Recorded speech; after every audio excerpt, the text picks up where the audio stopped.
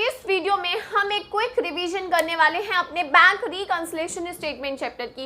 यानी कि इस पूरे चैप्टर को हम एक वीडियो में समझने वाले हैं जो कि बहुत सिंपल एंड इजी है गाइस।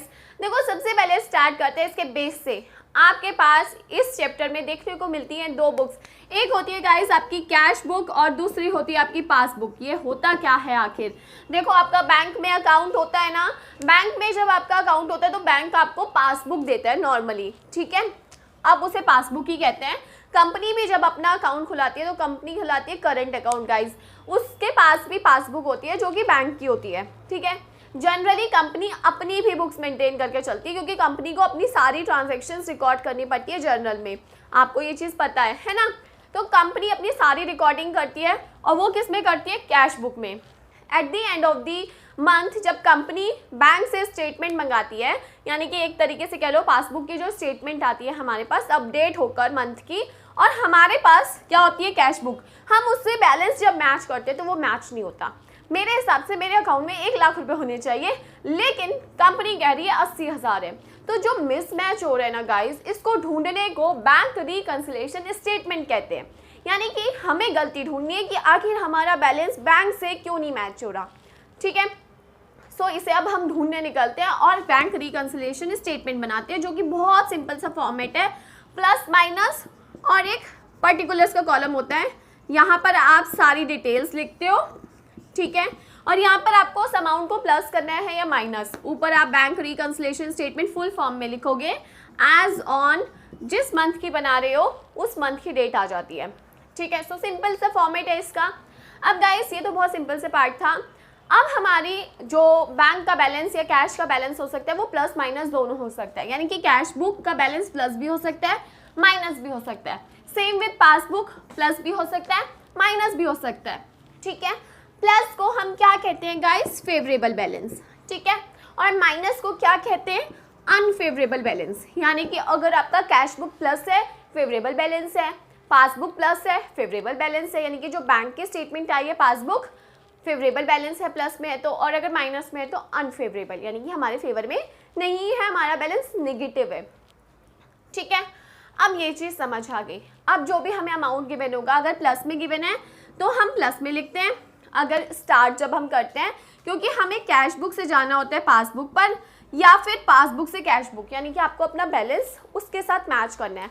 अगर आप कैश बुक से क्वेश्चन स्टार्ट करने वाले हो तो आपको पासबुक से मैच करना है, पासबुक से स्टार्ट करोगे तो कैश बुक से मैच करना है। आप अब जब आप क्वेश्चन करते हो तो ना तो आप कंपनी के एम्प्लॉय हो ना आप बैंक के एम्प्लॉय हो, आप एक स्टूडेंट हो और वो आपसे बोलते हैं इसके हिसाब से सोचो, ठीक है। सो आपको क्वेश्चन किसी भी तरीके से आ सकता है, ये 4 तरीकों में से किसी भी तरीके से आ सकता है। यानी कि आप पासबुक के से कैश बुक पर भी जा सकते हो और कैश बुक से पासबुक की तरफ भी जा सकते हो, यानी कि 4 तरीकों में से आपको कोई भी क्वेश्चन आ सकता है। या तो बैलेंस प्लस में गिवन होगा या माइनस में, तो हमें उसका कुछ भी लेना देना नहीं है। प्लस में गिवन है तो हम क्वेश्चन यहाँ से स्टार्ट करेंगे, अगर हमारा बैलेंस माइनस में गिवन है तो हम यहाँ से स्टार्ट करेंगे क्वेश्चन। सिंपल हुई बात, ओके। एक और कन्फ्यूजन जो इस चैप्टर में रहती है वो रहती है डेबिट और क्रेडिट को लेके। इसका बहुत सिंपल साधारण सा बताती हूँ गाइस। देखो कैश बुक यानी कि मैं जो मेंटेन करके चल रही हूँ कंपनी के बिहाफ पर अपनी कैश बुक, उसमें मेरे पास पैसा होना का मतलब रियल एसेट डेबिट होता है और ना होने का मतलब क्रेडिट होता है ना। कैश व्हाट कम्स इन हम हमेशा डेबिट करते हैं, सो कैश हमेशा प्लस में होगा तो डेबिट है, माइनस में होगा तो क्रेडिट है, ठीक है। इतना क्लियर है। बैंक इसका अपोजिट होता है, बैंक क्योंकि हमें क्रेडिटर ट्रीट करके चलता है, सो बैंक अपोजिट। अपोजिट मतलब क्या हुआ? प्लस का मतलब होगा डेबिट की जगह क्रेडिट और माइनस का मतलब होगा क्रेडिट की जगह डेबिट। तो आपको इस तरीके से इसे याद करना है, आपको याद सिर्फ ये करना है और इसका जस्ट अपोजिट कर देना है। यानी कि अगर प्लस मतलब डेबिट होता है तो यहाँ पे प्लस मतलब क्रेडिट होगा, यहाँ माइनस मतलब क्रेडिट होता है तो यहाँ माइनस मतलब डेबिट होगा, क्योंकि हम बैंक के लिए क्रेडिटर होते हैं। सो क्रेडिट मतलब प्लस होता है और डेबिट मतलब माइनस। ये चीज़ भी क्लियर है। अब गाइस बहुत कॉमन सी ट्रांजेक्शन्स होती है जिन्हें हमें सॉल्व करना होता है। अब आपको इसके लिए एक ट्रिक बताती हूँ। आप जब भी क्वेश्चन करोगे अपने क्वेश्चन जो भी आपकी शीट है वहाँ पे कॉर्नर पे वर्किंग नोट में लिख लो कि आप कैश बुक से कहाँ जा रहे हो पासबुक, या पासबुक से कहाँ जा रहे हो कैश बुक, क्योंकि 2 ही रास्ते हैं, कैश बुक से पासबुक पर जाने के और पासबुक से कैश बुक।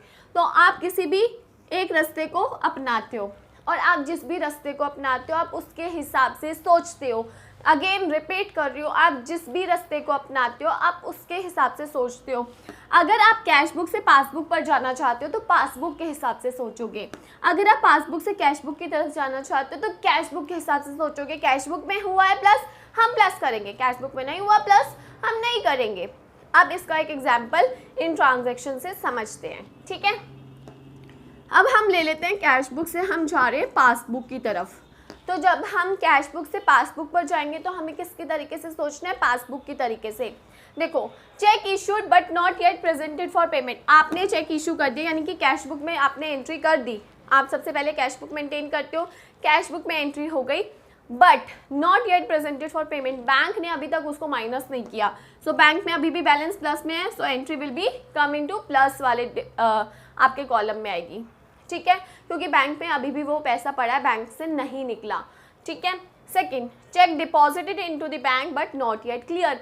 आपने एंट्री करी अपनी कैश बुक में और पैसा प्लस कर दिया, लेकिन बैंक में अभी तक वो डिपॉजिट नहीं हुआ, तो बैंक का बैलेंस यानी कि नेगेटिव है, तो एंट्री माइनस में आएगी। आपको इसमें ये सोचना होता है कि आप देखो कैश बुक में सबसे पहले एंट्री होती है। अगर आपके पास कोई भी चेक आता है तो बैंक के पास सीधा नहीं आ रहा है, आपके पास आता है, तो सबसे पहले कंपनी अपनी कैश बुक में एंट्री करती है, उसके बाद उसे बैंक में भिजवाती है, ठीक है। तो यहाँ पर हम ये चीज़ें मान के चलते हैं कि एंट्रीज कैश बुक में हो गई हैं, ठीक है।